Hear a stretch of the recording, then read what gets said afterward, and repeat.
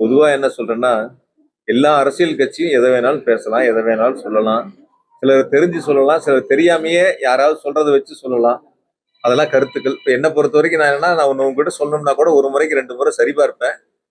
எனக்கு அது முழுமையான விவரங்கள் கையில இல்லைன்னா கூட சம்பந்தப்பட்ட அதிகாரிகள்கிட்ட கேட்டு, அதற்கான கருத்துக்களை உங்ககிட்ட பகிர்ந்துக்குவேன். அப்படி இல்லைன்னா நான் கேட்டுட்டு சொல்றேன்னு சொல்லுவேன். அந்த வகையில ஒருத்தர் ஒரு கருத்து சொன்னாங்க. அவர் ஒரு கருத்து சொல்லியிருக்காரு. அது யாரோ சொல்லியிருப்பாங்க. அதை வச்சு சொல்லியிருப்பாரு. பட் முழுமையா இருக்கா இல்லையான்னு தெரிஞ்சுக்கிட்டு சொல்லி இருந்திருக்கலாம்.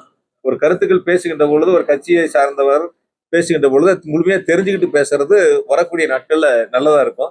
அதுதான் மக்களும் எதிர்பார்ப்பாங்க. அப்ப எதுவுமே தெரியாம வெறுமனே உட்கார்ந்து A4 சீட்டை கையில் கொடுத்தாங்கன்னா நான் அப்படியே படிப்பது என்பது ஏற்புடையதல்ல. அது ஒவ்வொரு கட்சி அவங்களுடைய இருக்கிற சூழல் நீங்க புரிஞ்சுக்குவீங்க, மக்களும் புரிஞ்சுக்குவாங்க.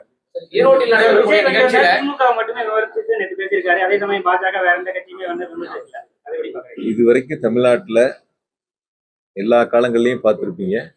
ஒவ்வொரு முறையும் யாரை ஒழிப்பேன்னு சொல்லுவாங்கன்னா திமுக ஒழிப்பேன்பாங்க. ஒவ்வொருத்தரும் எப்பயும் பழைய கால வரலாறுகள்லாம் எடுத்தீங்கன்னா அவங்க போட்டியா நினைக்கிறதே திமுகவை தான் ஒவ்வொருத்தரும் போட்டியா நினைக்கிறாங்க.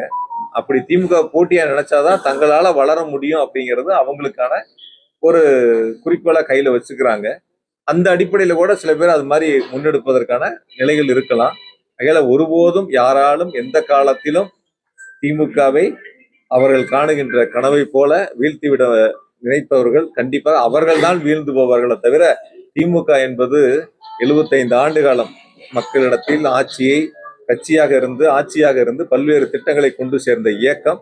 ஆகையால் திராவிட முன்னேற்ற கழகம் என்பதுதான் தொடர்ந்து நம்முடைய முதலமைச்சர்கள் 2வது முறையாக 2026ஆம் ஆண்டு தமிழ்நாட்டுடைய முதலமைச்சராக ஆட்சி பொறுப்பை ஏற்பார்கள். அதில் எந்த விதமான மாற்று கருத்தும் இல்லை. கோவையை பொறுத்தவரை முதலமைச்சருடைய சாதனை திட்டங்களை சொல்லி மக்களிடத்தில் வாக்குகளை பெற்று அதிகமான தொகுதிகளில் கோவை மாவட்டத்தில் திமுக தலைமையிலான கூட்டணி மகத்தான வெற்றி.